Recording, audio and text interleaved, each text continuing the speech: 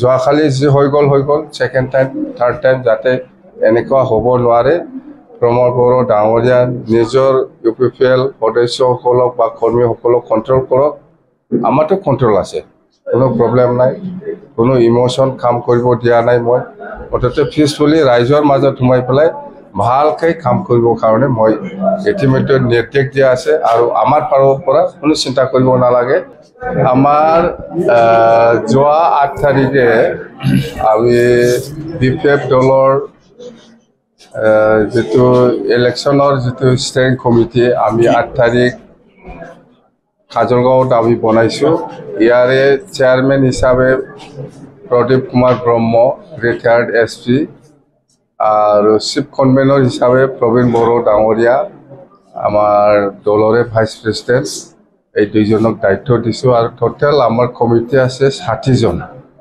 প্ৰত্যেকটা ডিস্ট্ৰিক্টৰ পৰা আমি 5 জনকে সদস্য লৈ পেলাই আমাৰ স্টেৰিং কমিটিটো আমি বনাইছো সেইদিনা আৰু আজি 10 তাৰিখ হল আজি আৰু আমি ইলেকশন স্টেৰিং কমিটিৰ হেড অফিস হিসাবে কোকৰাঝাৰত আমি এই পাৰ্টি অফিসতে আমি মুকলি কৰি দিছে তো স্টেৰিং কমিটি অফিস আৰু স্টেৰিং কমিটি বনোৱা এইটো লৈ আমাৰ যিখিনি ইলেকশ্যনৰ নিয়মবাদী নিয়মমতে যিখিনি প্ৰচেছত যাব লাগে এই নিয়মমতে আমি আমাৰ স্টেৰিং কমিটিয়ে কাম কৰি যাব আৰু আমি ভাবো আমাৰ 40টা সমষ্টিত আমাৰ স্টেৰিং কমিটিৰ সদস্যসকলে নিষ্ঠাৰভাৱে কাম কৰিব পিছফুলি আৰু আমাৰ যিখিনি সদস্য লৈছে খুব এক্টিভ আৰু আমি বিশ্বাস কৰোঁ এইবাৰ নিৰ্বাচনত এই ষ্টেৰিং কমিটিৰ দ্বাৰা যিকোনো প্ৰগ্ৰাম পিছফুলি হৈ যাব বুলি মই আশাবাদী কথা সেইটোৱে আৰু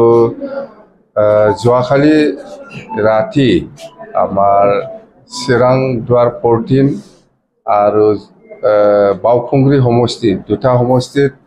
অলপ গণ্ডগোল হৈছে বুলি আমি শুনিছো ৰাতি সময়ত তেনেক হেতু UPPLৰ কিছুমান গুণ্ডা বাহিনীয়ে আমাৰ গাড়ীটো অফিস আৰু গাড়ী ভাঙাই দিছে বুলি আমি গম পাওঁ আৰু সেইফালে চিৰাং দুৱাৰত আমাৰ BPFৰ কৰ্মীক UPPLৰ কেইজনমান ল'ৰা আহি পেলাই মাৰিছে সেইটো আমি গম পাওঁ মুঠতে আমি আপিল কৰিছো যে প্ৰশাসনে ঠিকমতে দায়িত্ব লৈ পেলাই কাম কৰক কাম কৰাটো আমি বিচাৰো যাতে একো ভায়োলেন্স নহয় যোৱাকালি যি হৈ গ'ল অৰ্থাৎ সেকেন্ড টাইম আৰু যাতে এনেকুৱা হ'ব নোৱাৰে তাৰ কাৰণে মই প্ৰশাসনক মই আপিল কৰিছো আৰু যিসকলে এই কামত লিপ্ত হৈ আছে এনেতো আইডেন্টিফাইড হৈছে ইহঁতক জনাইও দিছো প্ৰশাসনক সেই হিচাপত দায়িত্ব লৈ পেলাই নিশ্চয় ইহঁতৰ ওপৰত একশন ল'লে আমি ভাল পাম কথা সেইটোৱে আৰু আমি আজিলৈকে 40টা সমষ্টিত যিখিনি মই ঘূৰি পেলাই দেখিবলৈ পাইছে BPF দলৰ প্ৰতি সকলো জাতি জনগোষ্ঠীয়ে সহায় কৰিবৰ কাৰণে আগবাঢ়ি আহিছে আৰু মই দলৰ প্ৰেসিডেন্ট হিচাপে মই সকলো জাতি জনগোষ্ঠীক মই আশ্বাস দিছে যে আপোনালোকে যি সমস্যা লৈ পেলাই বা যিবিলাক ইস্যু বা যিবিলাক সমস্যা লৈ আশা কৰি আমাক দলক সহায় কৰিবলৈ আগবাঢ়ি আহিছে মই গোটেই সমস্যাৰ ওপৰত চৰকাৰ হোৱাৰ পিছত সমাধানৰ ক্ষেত্ৰত আমি সহায় কৰিম আৰু যিমান পাৰে মই সমাধান কৰি যাব বুলি মই প্ৰতিশ্ৰুতি দিছে সকলো জাতি জনগোষ্ঠীৰ যিখিনি নিজাবগীয়া জাতীয় ইস্যু আছে ইয়াৰ ক্ষেত্ৰত মই আৰু ডেভেলপমেন্টৰ ক্ষেত্ৰতো ক'বই নালাগে আগতকৈ আমি আৰু বেছি ভালকৈ কাম কৰিম যোৱা 15 বছৰত আমি এডুকেশ্যন সেকশনতে হওক এগ্ৰিকালচাৰ ডিপাৰ্টমেণ্টে হওক ইৰিগেশ্যনে হওক বা হেল্থ ডিপাৰ্টমেণ্টে হওক মুঠতে আগৰ আমি 15 বছৰত যিখিনি কাম কৰিছে ইয়াতকৈ আমি ডাবল আৰু বেছি ভালকৈ সিস্টেমেটিক আমি কাম কৰি যাম সকলো ডিপাৰ্টমেণ্ট কালচাৰ হওক স্পৰ্টছ হওক মুঠতে গোটেই ডিপাৰ্টমেণ্টত আমি আমাৰ যিখিনি ট্ৰান্সফাৰ ডিপাৰ্টমেণ্ট ইয়াৰ ওপৰত আমি যেনেকৈ আগত কৰিছিলে ইয়াতকৈ আমি বেছি ভালকৈ আমি কাম কৰিম আমি প্ৰতিশ্ৰুতি দিছে আৰু আমাৰ ইস্তাহাৰ 3-4 দিনৰ ভিতৰত মুকলি কৰিম আমি এই ইস্তাহাৰত স্পষ্ট লিখা আছে BPF দলে যদি চৰকাৰ বনায় চৰকাৰ বনোৱাৰ পিছত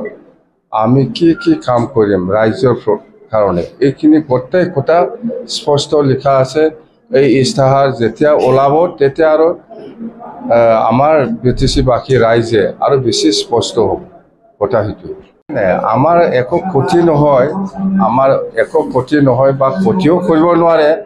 আৰু ভোটাৰ ৰাইজে এনেকুৱা ফ্ৰাষ্ট্ৰেশ্যনটো হ'ব নালাগে আমি আছোঁ ৰাইজে বিচাৰে শান্তিপূৰ্ণ ইলেকশ্যন হোৱাটো বিচাৰে আৰু আমিও বিচাৰিছোঁ যাতে যোৱাকালি যি হৈ গ'ল ছেকেণ্ড টাইম থাৰ্ড টাইম যাতে এনেকুৱা হ'ব নোৱাৰে প্ৰমোদ বড়ো ডাঙৰীয়া নিজৰ UPPL সদস্যসকলক বা কৰ্মীসকলক কণ্ট্ৰল কৰক আমাৰতো কণ্ট্ৰল আছে কোনো প্ৰব্লেম নাই কোনো ইমোশ্যন কাম কৰিব দিয়া নাই মই মুঠতে পিছফুলি ৰাইজৰ মাজত সোমাই পেলাই ভালকৈ কাম কৰিবৰ কাৰণে মই ইতিমধ্যে নিৰ্দেশ দিয়া আছে আৰু আমাৰ ফালৰ পৰা কোনো চিন্তা কৰিব নালাগে সকলো মানুহে সকলো শ্ৰেণীৰ মানুহে ভোট দান কৰিবৰ কাৰণে মানে যি পৰিৱেশ লাগে এই পৰিৱেশটো আমি দিব পাৰিম